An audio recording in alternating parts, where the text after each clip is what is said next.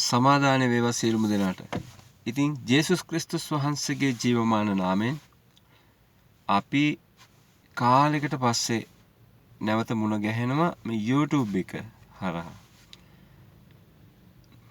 මේක අපට ලොකු ආශිර්වාදයක්. ඉතින් මම සමහර වැඩ නිසා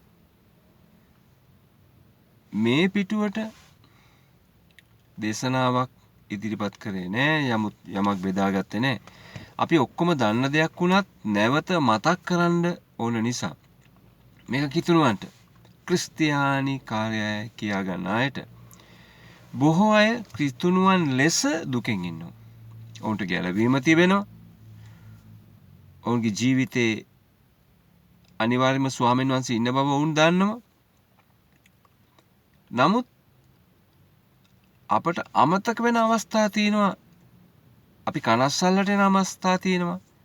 ඒ කියන්නේ ඇදහිල්ල නැති අවස්ථා. අපි ලොකුවට ඇදහිල්ල කියලා වචන කිව්වට මොකද්ද මේ ඇදහිල්ල කියන එක බොහෝ අයට දන්නේ නැහැ.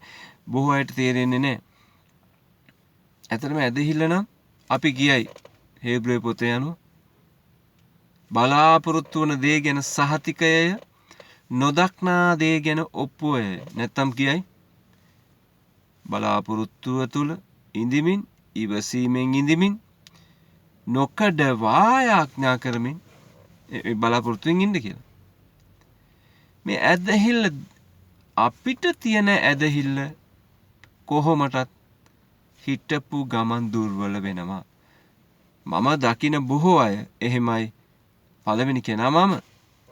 මගේ ඇදහිල්ල අධිකව දුර්වල වෙලා තියෙනවා. ඉතින් නමුත් දෙවියන් වහන්සේ මෙහෙම දෙයක් මතක් කරා. කොහොමද?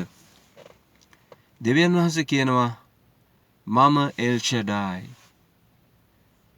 මට ඔබට කළ නොහැක්කක් නැත. මට ඔබට සියල්ල දීමට පමණයි තිබෙන්නේ. ඔබගෙන් කිසිවක් මට උවමනා නැත. එහෙම තමයි දෙවියන් වහන්සේ.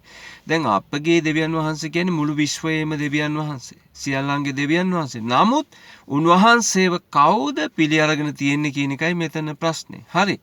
කිතුණුව ක්‍රිස්තියානි කාර්යෝ ජේසුස් ක්‍රිස්තුස් වහන්සේව පිළි අරන් තිබෙනවා. ඉතින් මේ පිළිගැනීම තුල වැටීමක් ඇති වෙන අයට මේ පණිවිඩයේ ශක්තියක් වේවා ජේසුස් ක්‍රිස්තුස් වහන්සේගේ නාමයෙන්. එහෙනම් අපි පටන් ගමු. හරි, මම මෙතන බයිබල් පෙරලන්න යන්නේ නැහැ. මොකද මේ වෙලාවේදී මට බයිබලේ නැහැ. නමුත් මට මතක තියෙන හැටියට උත්පත්ති 17 වෙනි පරිච්ඡේදයේ තුල 17 වෙනි පදේ නෑ, දෙවෙනි පදය. හරි, 17 වෙනි පරිච්ඡේදයේ මෙන්න මෙහෙම දෙයක් තියෙනවා. මම සර්ව බලධාරී දෙවියන් වහන්සේ, සර්ව පරාක්‍රම දෙවියන් වහන්සේ. එතකොට ආබ්‍රහම්ට කිව්වා 75 දී. දැන් මම මෙහෙම කියනකොට 70 කියලා නැවැත්වන එතන වැරදි. නමුත් 75 දී, වයස 75 දී ආබ්‍රහම්ට දෙවියන් වහන්සේ කියනවා මම නුඹව මහත් ජාතියක් කරනවා. ආබ්‍රහම් hina වෙනවද? මහත් ජාතියක් කරන්නේ කොහොමද? මගේ ජාතිය දැන් බිහි කරන්න වෙලාවක් නැහැ. මට ශක්තිය සහ ඒ පෝෂණය සහ ඒ ප්‍රතිඵල දෙන කාලය ඉවරයි. එහෙම නැත්නම් සාරද ඔහු පළදරන කුසක් දැන් නැත. ඒ වගේ දේවල් තුල කටින් කතා කරේ නෑ ආබ්‍රහම්. සිතින් සිතුවා. ඉතින් දෙවියන් වහන්සේ සිද්ධාන්නා වූ සියල්ලන්ගේ සිද්ධාන්නා වූ දෙවියන් වහන්සේ නිසා උන්වහන්සේ කියනවා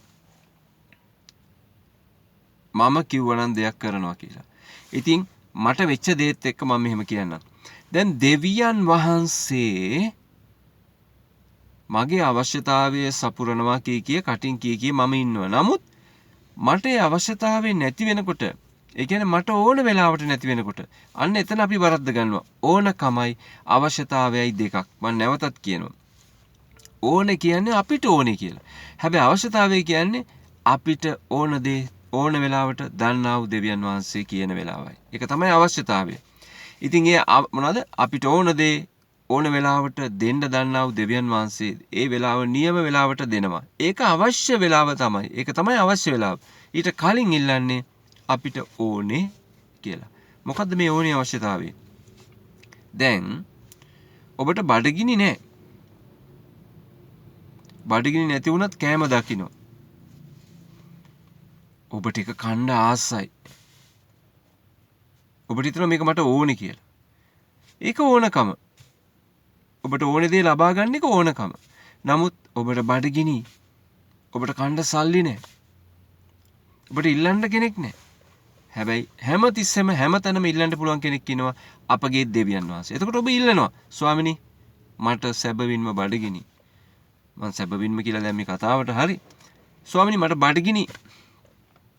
මට මොන හරි කන්න දෙන්න කිව්වනම් පරණ ගිවිසුමේ එලියට කිසිවෙකුට නොදෙන්නා වූ කපුටන්ගෙන් දෙන්න පුළුවන් නම් දෙවියන් වහන්සේට අලුත් ගිවිසුමේ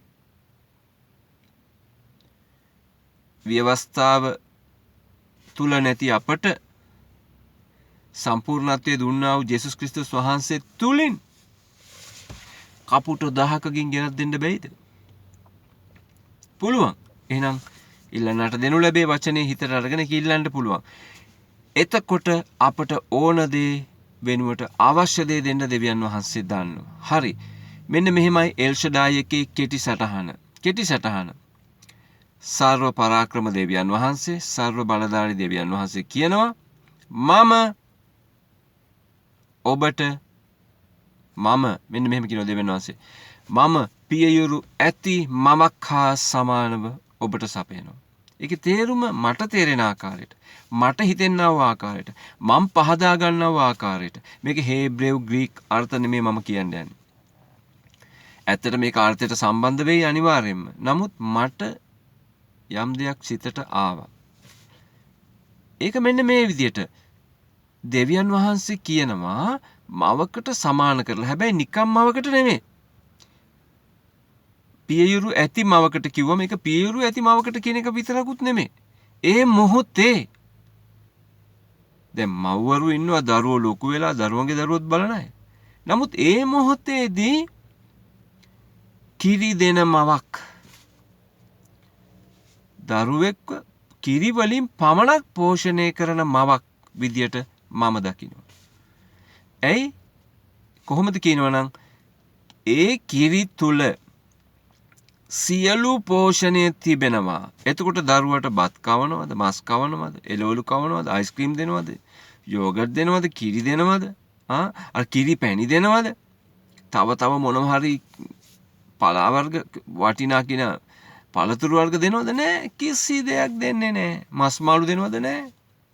හැබැයි ඒ සියල්ලටම වඩා වටින පිරිසිදු අගනා වූ වර්ණවත් වූ රස වූ ගුණ වූ සියලු පෝෂණ සංඝටක අඩංගු වූ මව් කිරි තුල ඒ සියල්ල තිබෙනවා. මොනවාද ඒ සියල්ල තිබෙනවා? එතකොට මව් කිරි තුල ඒ සියල්ල තිබෙන නිසා කිසිම වෛද්‍යවරයෙකුට අනුමත කරන්න බෑ කිරි වලට වඩා මේක වටිනවා කියලා. ඒක අනුමත කරන්න බෑ. මොකද දෙවියන් වහන්සේගේ සැලසුම. ඉතින් ඒ වගේ කිරි වලට එහා ගිය වටින මව් කිරි වලට එහා ගිය වටිනා දෙයක් තවත් ලෝවේ පෝෂණයක් නැහැ කියලා මම ස්ථීරව කියනවා, විශ්වාස කරනවා. ඉතින් දෙවියන් වහන්සේගේ වචනය තුල මට ඒක ස්ථිරවම කියන්න පුළුවන්, විශ්වාස කරන්න පුළුවන්. දෙවියන් වහන්සේ නිසා මට ඒක අදාහ ගන්න පුළුවන්. නැත්තම් මට අදාහ ගන්න බෑ, විශ්වාස කරන්න පුළුවන්. හැබැයි දෙවියන් වහන්සේ නිසා මට අදාහ ගන්න පුළුවන් මෙන්න මෙහෙම. මොනවද? දෙවියන් වහන්සේ අනිවාර්යයෙන්ම උන්වහන්සේ තුල සියලු පෝෂණය තිබෙනවා. අපිට ඕනේ මුදල්, බොහෝ අයට. මට ඕනේ මුදල්. මේ වෙලාවේ අවශ්‍යතාවයල් තිබෙනවද, ඕනකම තිබෙනවද කියලා මමයි දෙවියන් වහන්සේ විතරයි දන්නේ. හරි. ඒක උන්වහන්සේ ළඟ තිබෙනවා. මට ඕනේ සුවය. ඒක උන්වහන්සේ ළඟ තිබෙනවා. මට ඕනේ සමාදානය. ඒක උන්වහන්සේ ළඟ තිබෙනවා. මට ඕනේ සමාජෙත් එක්ක සපලත්වෙන් හොඳින් ඉන්න. ඒකත් උන්වහන්සේ ළඟ තිබෙනවා. මට ඕනේ ආත්මික සපලත්වය. ඒකත් උන්වහන්සේ ළඟ පමණමයි තිබෙන්නේ. ආත්මයට සඵලත්වයක් කොහෙන් ලබා ගන්නද? ඒ සියල්ල ඒ 5 ආකාර සඵලත්වයේ අඩංගු පෝෂණදායක කිරි ලබා ගන්න නම් ඒක මේ පොළවේ මවකෙකුගෙන් ලබා ගන්නත් බෑ. ඒක ලබන්න පුළුවන් ආත්මික සඵලත්වය ඒ 5 ආකාර සඵලත්වයට ඕන කරන ප්‍රඥාව හෝ ඒ සියලු පෝෂණය දෙවියන් වහන්සේ තුලින් ලබා ගන්න පුළුවන්. අපිට උන්වහන්සේ ලෝක නිදර්ශනයේ සමගින් කතා කරන්නේ ඇයි? උන්වහන්සේත් සමග කතා කිරීමට සම්බන්ධ කිරීමට මිනිස්සයව බෑ. ඒ නිසා ඉතින් ඔබට තේරුම් ගන්න පුළුවන් දෙවියන් වහන්සේ තුල හැම පෝෂණයක්ම තිබෙනවා. එතකොට ඒක එල් ෂඩායි ඕල්මයිටි. ඉතින් සියලු බලය ඇති සර්ව බලය ඇති දෙවියන් වහන්සේ තුල අපට උන්වහන්සේව බලාපොරොත්තු වෙන් එල් ෂඩායි දෙවියන් වහන්සේ සියල්ල සපයනවා කියන වචනේ යටතේ ඔබ කිසිවිටකත් නොසැලී සමාදානෙන් යුතුව ප්‍රීතියෙන් යුතුව ප්‍රේමයෙන් යුතුව බලාපොරොත්තු වෙන්න ඉවසීමෙන්ද සමාදානෙන් යුතුව නොකඩවා යාඥා කිරීමෙන් ස්තුති කරමින් උන්වහන්සේ තුල සිටින්න. ඉතින් ක්‍රිස්තුණු දරුවනේ ඔබගේ ප්‍රේමය තුල ස්වාමින් වහන්සේගේ මෙන්න මේ වචනේ මතක තියාගන්න. ජේසුස් ක්‍රිස්තුස් වහන්සේ අද රාත්‍රියේ මේ උදෑසන මේ දවාලේ මේ සන්ධ්‍යාවේ උන්වහන්සේ වලාකුළු තුලට එයිද දන්නේ නැහැ. අපව රැගෙන යන්න. එහෙනම් සියලු පෝෂණයේ තිබෙන ඒ උන්වහන්සේ අපව එසේ අරගෙන යනවා නම් එතකන් උන්වහන්සේ නොකඩවා අපව එල් ෂඩායි විදියට පෝෂණය කරනවා. ඉතින් කිතුණුවන් හැටියට මගේ සහෝදර සහෝදරියනි ඔබට සමාදානය වේවා. ජේසුස් ක්‍රිස්තුස් වහන්සේ තුල ඔබ සතුටින් සමාදානෙන් ප්‍රීතියෙන් ඉන්න ඕනි කියලා මම ප්‍රකාශ කරමින් සියලුම දෙනාට සමාදානය වේවා කියලා මම කියනවා. ආමෙන්.